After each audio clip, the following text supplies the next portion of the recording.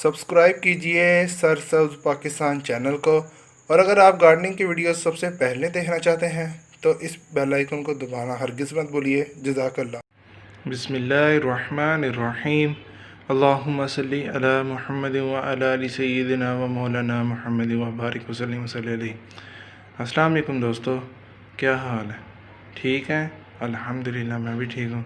तो दोस्तों, आज की वीडियो का टॉपिक ये है कि हम टेबल पाम को किस तरह इंडोर केयर इसकी कर सकते हैं, किस तरह हम अपने टेबल पाम के प्लांट को इंडोर रख सकते हैं।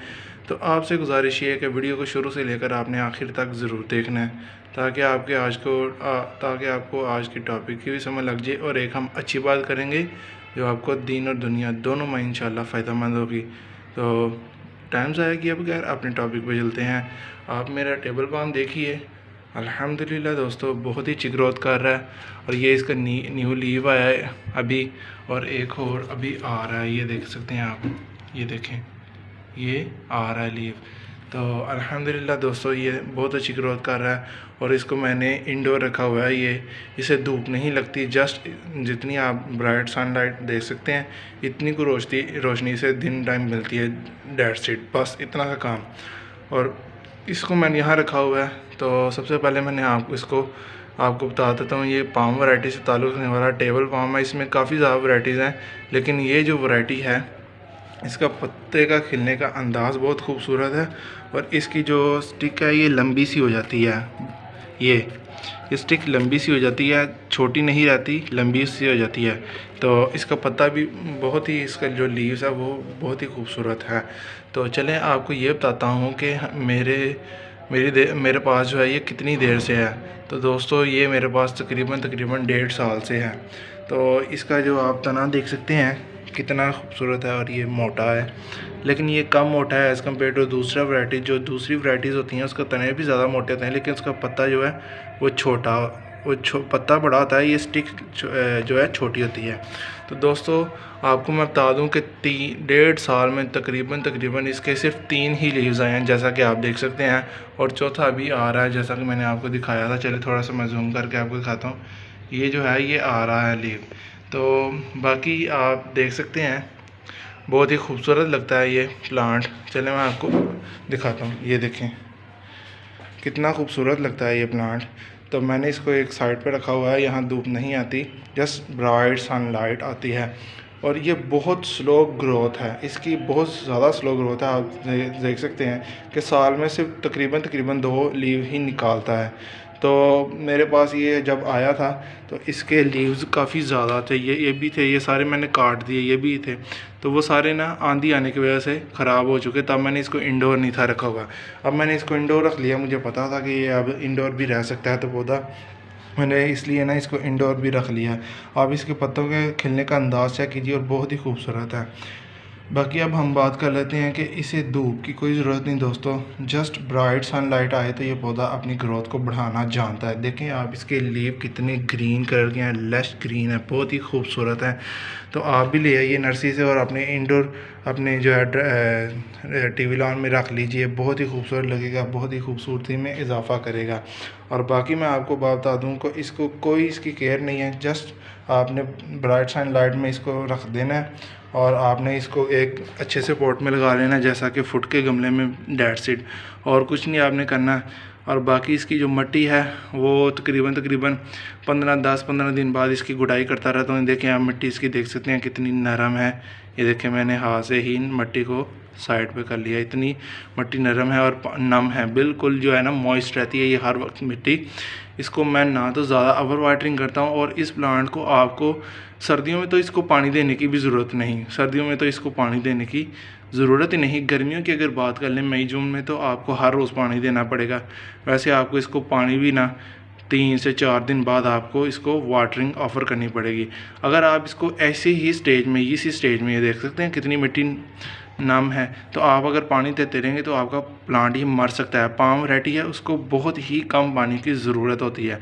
ये चीज़ हम नहीं समझते, हम अक्सर पानी दे जाते हैं, जिसकी वजह से इसके रूट जो है वो गल कर ख़राब हो जाती हैं। तो ये आपने काम बिल्कुल भी नहीं करना।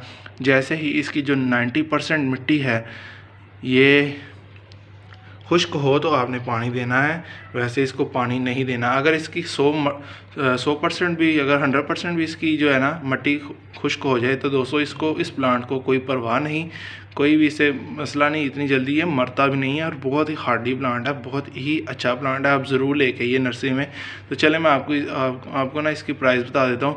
मैंने तकरीबन ये ख़रीदा था, ये जब मैंने ख़रीदा था ना दोस्तों, अल्हम्दुलिल्लाह दोस्तों, ये मेरी हाइट से बड़ा था। इसके जो ये पत्ते थे ना मेरी हाइट से बड़े बड़े थे, 6-6 फुट प्लस से इसकी जो थे ना लीव थे। तो तब मुझे 300 रुपये में मिला था 1.5 साल पहले।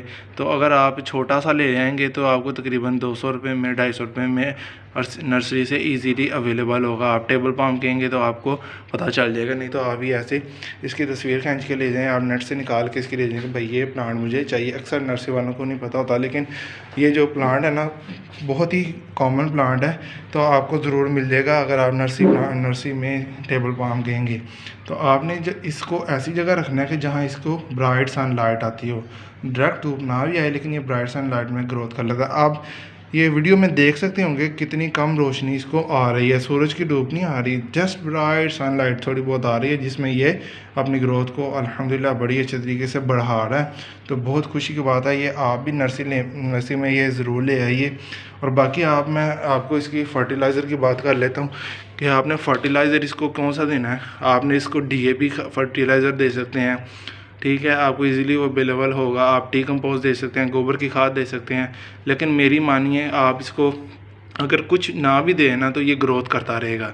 और अगर आप देना चाहते हैं, अपने पौधे को और ख़ूबसूरत बनाना चाहते हैं, तो आप या फरवरी में करें या ये बरसात में करें। बरसात में तो आप इसको कोई भी खाद ना दें तो अल्हम्दुलिल्लाह बड़ी अच्छी ग्रोथ करेगा, क्योंकि दोस्तों बारिश का पानी बहुत ही अच्छा होता है इनके लिए। लेकिन यहाँ हमने रखा है इसको, बारिश का पानी तो नहीं आता, मैं वहाँ से पौधों में से, गमलों में से जब ज़्यादा बारिश होती है इकट्ठा हो जाता है, मैंने उसको निकाल कर तो इसको पानी दे देता हूँ, ताकि इसको जो बारिश का पानी है वो बहुत ही अच्छा था पौधों के लिए, वो भी इसको मिलता रहे और ये अपनी ग्रोथ को अच्छे तरीके से बढ़ा ले। तो उम्मीद की है, कोशिश की है कि आपको ये टेबल पाम की सारी इन्फॉर्मेशन दे सकूँ, और आपको उम्मीद करता हूँ कि आपको ये पौधा पसंद भी आया होगा। जल्दी से जाइए नर्सरी में, आप ले आ सकते हैं। ये तकरीबन 12 महीने ग्रोथ करता है, सिर्फ दिसंबर, जनवरी, फरवरी निकाल कर मार्च, अप्रैल से फिर ये ग्रोथ शुरू करता है, और बहुत ही स्लो ग्रोथ है।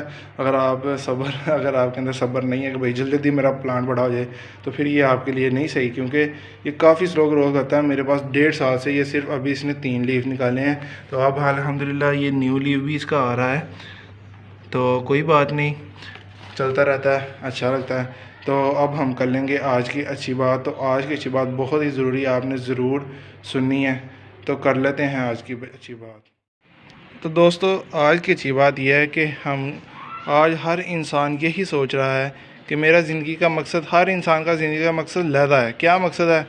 हर मुसलमान ये सोचता है। क्या सोच रहा है मेरे भाइयों? मैं सोचता हूँ मैं इंजीनियर बन जाऊँ, कोई सोचता है मैं डॉक्टर बन जाऊँ, कोई सोचता है कि मेरा दुकान हो जाए, कोई सोचता है मेरा ये कारोबार शुरू हो जाए, कोई सोचता है कि भाई मैं ये कर लूँ, मेरा ये कर लूँ। लेकिन हमारा दोस्तों मकसद ये नहीं है। कारोबार या हमारी जो पढ़ाई या हमारी डिग्रीज़, ये कुछ भी मैटर नहीं करती हमारी ज़िंदगी का मकसद।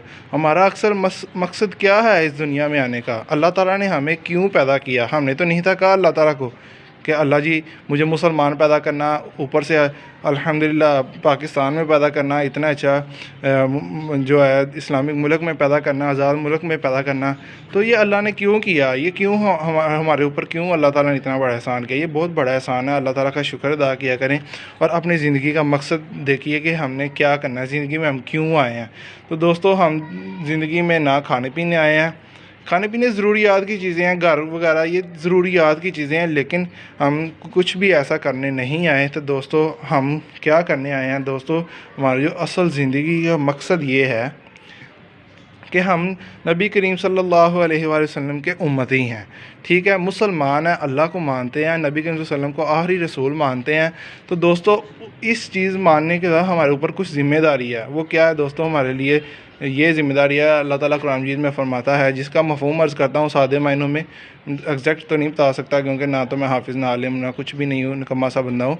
तो दोस्तों मफ़हूम यह है कि तुम लोगों की खैर के लिए निकाले गए हो, अपने घरों से, और तुम नेकी की दावत देते हो और बुराई से मना करते हो। तो दोस्तों ये हमारी खसूसियात है, हम सबसे अफजल हैं। नबी सल्लल्लाहु अलैहि वसल्लम ने भी फरमाया, जिसका मफ़हूम ये है कि तुमसे सबसे बेहतरीन उम्मत हो, ठीक है, तुम नेकी की दावत देते हो और बुराई से मना करते हो। तो दोस्तों हमारी ज़िंदगी का जो मकसद है वो ये है कि हम अल्लाह की मान कर चलें, नबी करीम सल्लल्लाहु अलैहि वसल्लम की जैसे उन्होंने ज़िंदगी गुजारी उनको ज़िंदगी के तरीक़ों पर, उनके जो सुनते हैं उनके ऊपर हम अपनी ज़िंदगी गुजारें। और दोस्तों तीसरा ये कि हमने पूरी दुनिया में इस्लाम का जो है, इस्लाम की तबलीग करनी है, तबलीग हम करें। हमारे ऊपर ये वाजिब है, फ़र्ज़ है कि हम मुसलमान हैं, हमारे बाद कोई जो है ना आखिरी हम उम्मत है, हमारी उम्मत भी आखिरी है और हमारे नबी करीम सल्लल्लाहु अलैहि वसल्लम आखिरी नबी हैं, ख़ातमुन नबिय्यीन है। तो ये बात बहुत ज़रूरी है, ये चीज़ को हम समझते नहीं। हम यही समझते हैं नहीं भाई मेरा मकसद ये है मैं डॉक्टर बन जाऊँ, इंजीनियर बन जाऊँ, घर ले लूँ, शादी हो जाए, खाऊँ पीऊँ, बस ये काम, नमाज़ पढ़ लूँ, ठीक है, बस ये काम नहीं मेरे भाई। जो हमारा ज़िंदगी का मकसद है वो असल ये है कि दूसरों तक भी दीन की तालीमात को पहुंचाना, तबलीग करना, ये हमारी असल जो है ज़िंदगी का मकसद है। क्योंकि हमारी उम्र के बाद कोई उम्मत नहीं, और हमारे नबी करीम सल्लल्लाहु अलैहि वसल्लम तक हमारे नबी करीम सल्लल्लाहु अलैहि वसल्लम के बाद कोई नबी नहीं आएगा। ये हमारा यकीन है, हमारा ईमान है। तो दोस्तों ये बहुत ज़रूरी है, अपनी ज़िंदगी का मकसद को भी बदलिए। जब मुझे भी नहीं था, अल्लाह ताला ने मतलब नहीं था पता इतना, तो मैं भी यही समझता था मैं इंजीनियर बन जाऊँ, ये कर लूँ, वो कर लूँ, तो ये मेरा ज़िंदगी का मकसद है। दोस्तों ये मकसद नहीं है, मेरा मकसद ज़िंदगी का ये ही है कि मैं दीन पर चलूँ और दीन की तालीमात पर अमल करते हुए दूसरे को भी दीन की दावत दूँ। ये हमारा ज़िंदगी का मकसद है। तो उम्मीद करता हूँ कि आपको ये वीडियो अच्छी लगी हो तो लाइक ज़रूर कर दीजिए। चैनल को अभी तक सब्सक्राइब नहीं किया तो काइंडली सब्सक्राइब कर दीजिए, क्योंकि आपका भाई ऐसे ही आपके लिए अच्छी वीडियोज़ और अच्छी इन्फॉर्मेशन लाता रहता है। तो पाकिस्तान में वो दिल करते जाएँ, पाकिस्तान को रवा रखिए, माहौल को खुशगवार रखिए। दोस्तों मैं आपसे इजाज़त चाहता हूँ। अल्लाह हाफिज़।